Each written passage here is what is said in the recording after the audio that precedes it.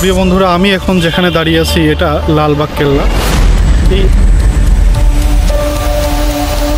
এটাই সেই গোসলখানা, হাম্মামখানার।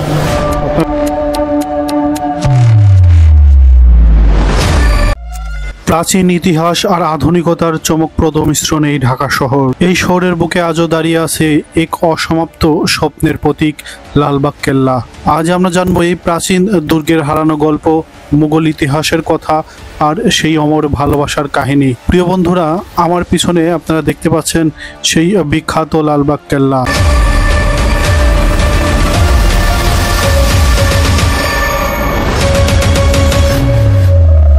প্রিয় বন্ধুরা, আমি এখন দাঁড়িয়ে আছি রাজধানীর গুলিস্তানে, আর এখান থেকেই শুরু হচ্ছে আমার ইতিহাসের পথে যাত্রা। এখান থেকে রিক্সা কিংবা লেগুনা যে কোনোটাই আপনারা যেতে পারবেন লালবাগ কেল্লাতে। 70 টাকা ভাড়া মিটিয়ে আমি এখান থেকে লালবাগের উদ্দেশ্যে একটি রিক্সা ভাড়া নিলাম। শহরের ব্যস্ততা পেছনে ফেলে এখন এগিয়ে যাচ্ছি ইতিহাসের পথে।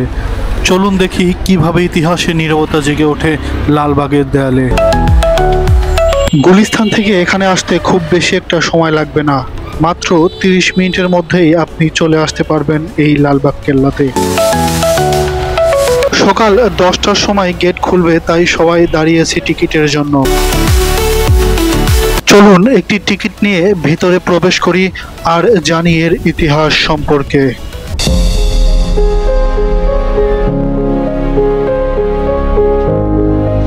সালটা ছিল 1678 সাল।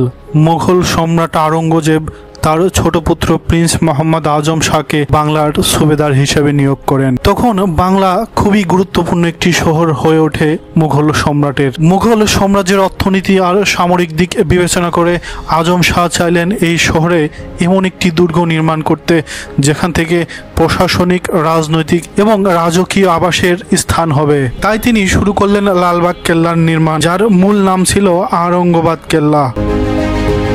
প্রিন্স আজম শাহ দিল্লির রাজকীয় স্থাপত্যের স্টাইলে অনুসরণ করে এই বিশাল নকশা তৈরি করেন। এর চারদিকে দুর্গের প্রাচীর, দরবার হল, রাজকীয় মসজিদ, রাজপ্রাসাদ, জলাধার আর ঝর্ণার সিস্টেম, আর সাথে থাকবে বাগান।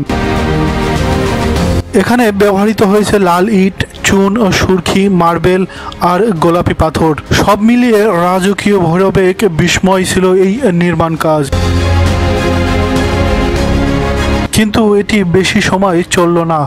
সময়ের সাথে চলে আসলো নতুন ডাক। দিল্লির রাজদরবারে তখন যুদ্ধের দামামা বেজে উঠল।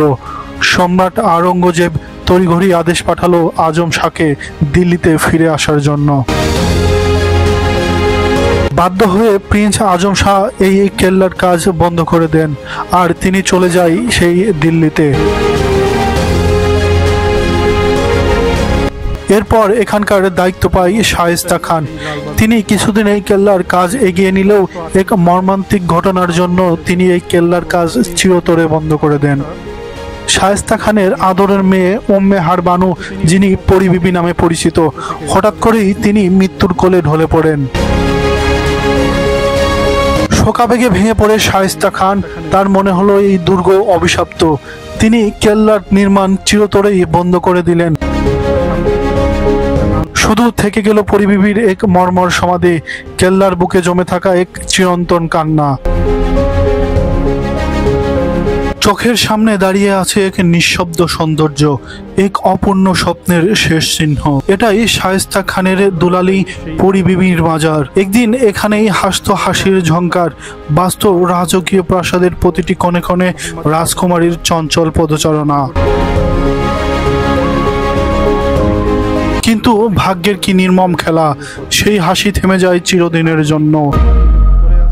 এই মাটির নিচেই শুয়ে আছে এক কিশোরী রাজকন্যা। তার স্বপ্নগুলো, তার হাহাকারগুলো এখন এই ইট পাথরের বুকে চেপে বসে আছে যুগের পর যুগ ধরে। শায়েস্তা খান যখন পরী বিবির নিথর দেহের পাশে দাঁড়িয়েছিলেন, তার চোখের পানিতে ভিজে গিয়েছিলেন এই কেল্লার পাথর। সেদিন থেকেই লালবাগ কেল্লা আর কখনোই প্রাণ ফিরে পায়নি। কেবল থেকে গেছে নীরবতা আর একটি চিরন্তন অপেক্ষা।